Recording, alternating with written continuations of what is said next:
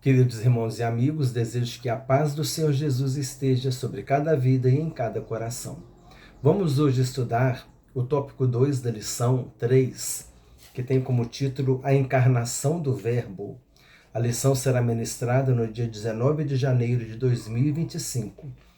O título do item 2, A Afirmação Apostólica da Corporeidade de Jesus.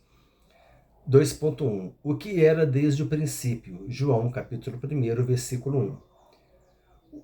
Os evangelhos de Mateus, Marcos e Lucas, denominados de evangelhos sinóticos, apresentam Jesus ressaltando seus aspectos humanos, ao passo que João reforça o aspecto divino. Os três evangelhos expõem Jesus exteriormente, ao passo que João o revela interiormente. Pode-se dizer que o Evangelho de João é uma interpretação de Jesus. A expressão "o que era desde o princípio" é uma reiteração daquilo que o apóstolo afirma na introdução do Evangelho que leva o seu nome. No princípio era o Verbo. João 1:1. Isso significa que o Verbo já existia mesmo antes da criação. Gênesis, capítulo 1, versículo 1. Mas João nunca perde de vista que o Verbo se fez carne. Não se contenta apenas com isso, mas apresenta detalhes importantes. É que o Verbo não somente se fez carne, para não deixar dúvida alguma, e habitou entre nós, mas também foi visto pelas pessoas. O Verbo se fez carne e habitou entre nós. E vimos a sua glória, quer dizer, foi visto pelas pessoas. Em João capítulo 1, versículo 14. João capítulo 1, versículo 1 fala sobre a divindade de Jesus. João capítulo 1, versículo 14 fala que o Verbo se fez carne, fala sobre a humanidade de Jesus. E 2.2, a reafirmação apostólica. O apóstolo reitera o que afirma na introdução do seu evangelho. O que vimos com os nossos olhos, o que temos contemplado e as nossas mãos tocaram da palavra da vida. Isso pode parecer até uma redundância. Vimos com os nossos olhos, mas o propósito é mostrar com muita ênfase, sem deixar dúvida alguma, que o Senhor Jesus veio em carne ao mundo e que pôde ser tocado pelos que com ele conviveram. Veja que a presença do nome de Pilatos no credo dos apóstolos o posiciona nos acontecimentos passados. Ele sofreu sob Pôncio Pilatos, ou seja, padeceu nas mãos de um personagem da história. Logo, o Senhor Jesus só pode também ser alguém da história. Ele existiu. Muitas pessoas dizem assim, né? É o famoso Jesus histórico. Eu acredito no Jesus histórico, que viveu, que foi um homem de bem, que falava palavras bonitas, mas não acredita nele como Deus e Salvador, né? Então filtra as palavras bonitas. As palavras bonitas de Jesus, eles acreditam. Agora, quando Jesus diz, para as minhas ovelhas eu dou a vida eterna, eles não acreditam. Quando Jesus diz, Pai, glorifica-me com a glória que eu tive junto de ti antes que houvesse mundo, mostrando a divindade de Jesus, a pré-existência de Jesus, eles não acreditam. Então eles não acreditam nesse Jesus que diz, eu sou a porta, aquele que entrar por mim será salvo, eu sou a ressurreição e a vida, aquele que crê em mim, ainda que esteja morto, viverá. Nessa parte do Jesus eles não acreditam, mas acreditam no Jesus histórico, que falava palavras bonitas. Então, nós já ouvimos isso, né? Eu acredito no Jesus histórico, mas nós devemos crer em Jesus como diz as Escrituras. Jesus diz, aquele que crê em mim, como diz a Escritura, do seu interior fluirão rios de água viva. Jesus disse, examinais as Escrituras, porque julgais ter nelas a vida eterna, e são elas mesmas que testificam de mim. João 5,39. Mateus 22, 27, 29, ali mais ou menos, na conversa de Jesus com os saduceus, ele disse, errais não conhecendo as Escrituras nem o poder de Deus. Então, devemos crer em Jesus como diz as Escrituras, amém? Um Jesus histórico, mas é um Jesus que é Deus, que veio morrer na cruz para nos salvar. 3. Uma crença herética. 1 João, capítulo 4, versículos 2 e 3. Olha esse texto agora, irmãos, que interessante. Esse contexto histórico. Um contexto histórico que João vivia e que a Bíblia não relata, mas a história traz esse contexto. Entendeu? Então a história muitas vezes nos ajuda a entender o que estava acontecendo. Por isso que é importante estudar, fazer um seminário, uma faculdade de teologia, buscar o conhecimento, estudar as revistas da escola dominical. É importante, irmãos, nós fazermos isso. Um incentivo ao estudo. Estude. Ainda mais se você quer um microfone. Se você quer um microfone para pregar, você tem que estudar, você tem que se preparar. Quer dar aula na escola dominical, quer ser um professor de seminário, você quer ensinar, você tem que se preparar. A professora que vai dar aula na escolinha, irmãzinha, você tem que se preparar.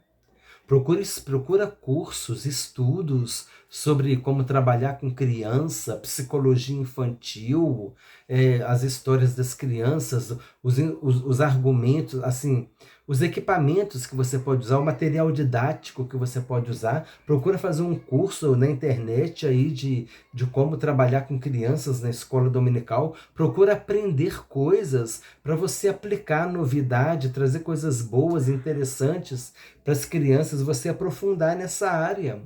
Se você está relacionado com a área do louvor, procure estudar os instrumentos, novas posições, procure estudar o que significa o louvor, toda aquela parte do louvor ali. De repente você aprendeu um outro instrumento, você procura crescer nessa área. Você tem que crescer, procurar crescer na área do seu conhecimento, na área do seu chamado. Se você gosta de pregar, de dar estudo bíblico, estude no momento oportuno. Se puder estudar um pouquinho de grego, um pouquinho de hebraico. Não vou falar para você que é fácil, mas também não é impossível de se aprender, não. Com um pouquinho de boa vontade, o Espírito Santo nos ilumina. Então nós precisamos buscar esse conhecimento. Tá bom, irmãos? E aqui a história nos traz um contexto que João estava vivendo que a gente não conhece. Olha o que diz aqui, 2.3, uma crença herética.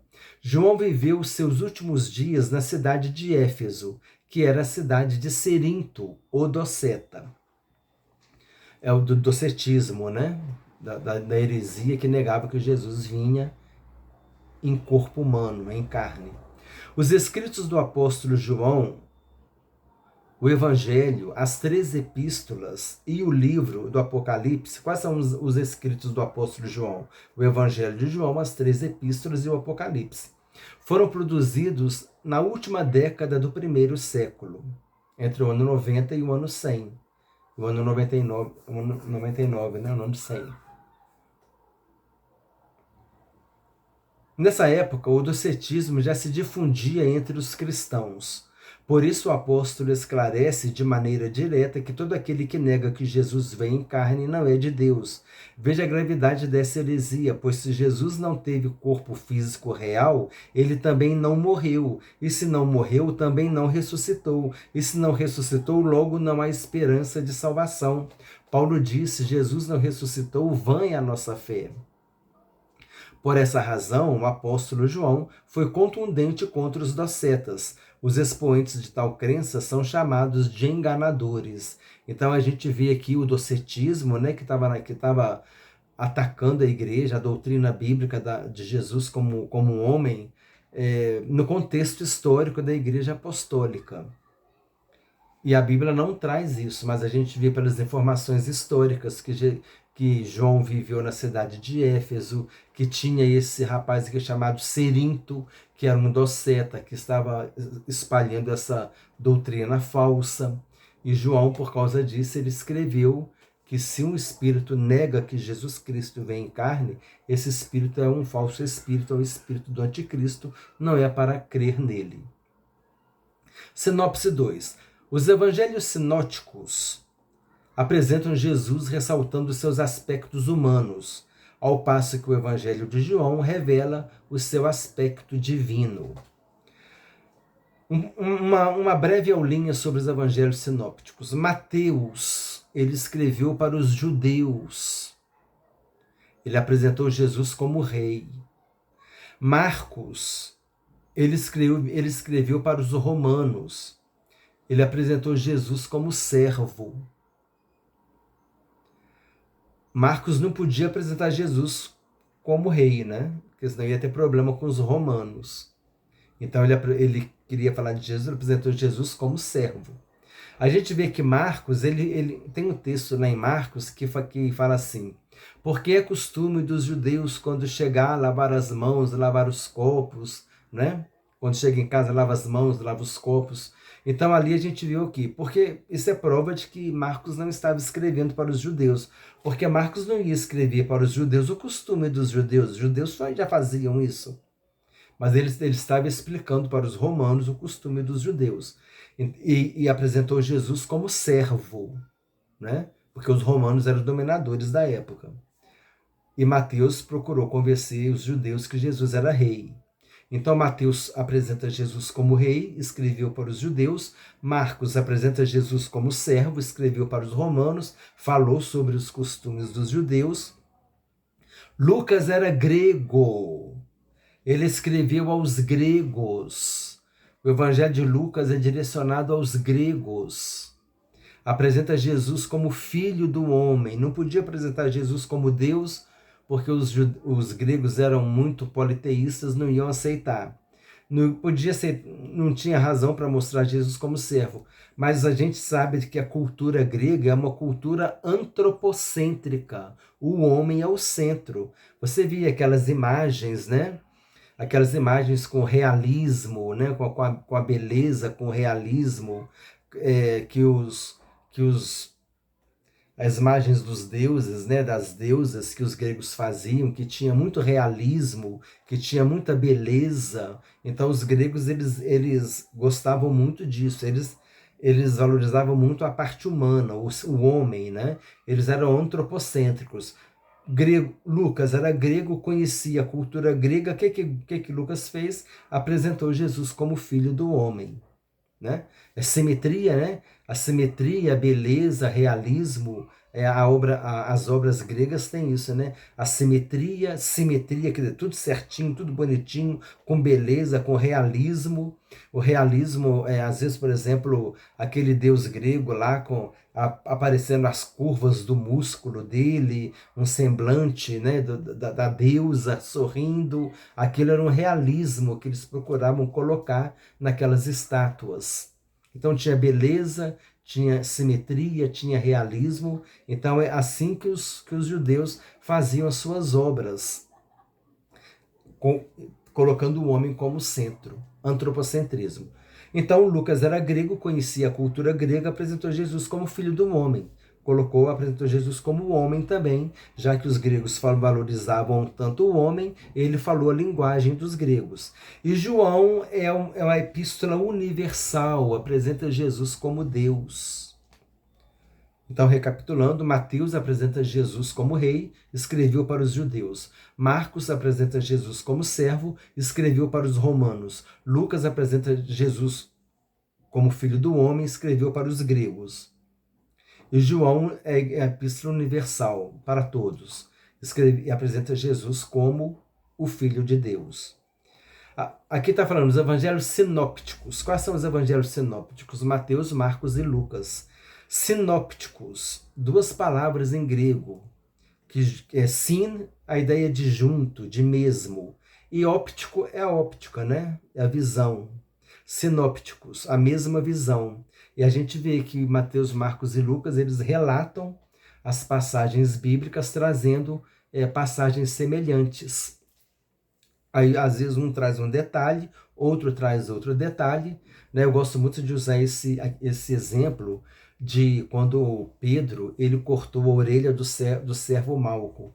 Tem um dos evangelhos que fala, um dos que estava com Jesus cortou a orelha do servo do sumo sacerdote. Outro evangelho fala que esse servo era Malco. Outro evangelho fala que foi Pedro que fez isso. É igual a mulher enferma. Tem 2 ou 3 evangelhos que falam sobre a mulher enferma, a cura da mulher enferma. Então, se você for pregar uma mensagem, leia todos os registros das 3 passagens. Por quê? Porque uma complementa a outra, uma traz informação que a outra não traz. Mas no contexto geral, eles têm a mesma visão. Eles apresentam a cura da mulher enferma. E costuma um ou outro evangelho, igual Lucas ali, acho que é Lucas, né, 18, que somente Lucas fala sobre Zaqueu, por exemplo. Então, quer dizer, às vezes tem passagem que somente um comentou. Zaqueu só está em Lucas, a história de Zaqueu só está em Lucas. Então, às vezes tem alguma passagem bíblica que está só num dos evangelhos. Auxílio teológico. A união hipostática, falei na última aula, ou hipostase. A união hipostática descreve a união entre as naturezas humana e divina na pessoa de Jesus. Entender adequadamente essa doutrina depende da completa compreensão de cada uma das naturezas e de como se constituem na única pessoa. O ensino bíblico acerca da humanidade de Jesus revela-nos que, na encarnação, ele tornou-se plenamente humano em todas as áreas da vida, menos na prática de um eventual pecado. Uma das maneiras de nos convencermos da completa humanidade de Jesus é esta: os mesmos termos que descrevem aspectos diferentes da humanidade também descrevem o próprio Jesus. Por exemplo, no Novo Testamento, frequentemente usa a palavra grega pneuma para se referir a espírito, para descrever o espírito do homem. E a mesma palavra é empregada para Jesus. Ele mesmo aplicou a si o pneuma, quando na cruz entregou o seu espírito ao Pai e expirou. Lucas capítulo 23, versículo 46. Nós explicamos aqui a união hipostática ou hipostase. Explicamos no primeiro tópico. Quando a natureza humana de Jesus não interferia na natureza divina. Jesus era Deus, mas ele sentia fome, sentia sede, cansaço. Jesus era homem, mas a natureza divina se manifestando ressuscitava um morto. Uma natureza não interferia na outra, elas coexistiam. Jesus tinha a natureza humana e a natureza divina. E aquele termo que eu falei com vocês, a teantropia, Deus-homem, esse termo se aplica somente a Jesus. Assim, irmãos, nós terminamos o item 2, como prometido, um vídeo menor, né? Com 17 minutos. E assim a gente vai agora trazer, na próxima oportunidade, o tópico 3 desta lição e encerrar. Compartilha com irmãos e amigos, tem algum conteúdo na descrição. Desejo que Deus te abençoe ricamente, em nome do Senhor Jesus Cristo.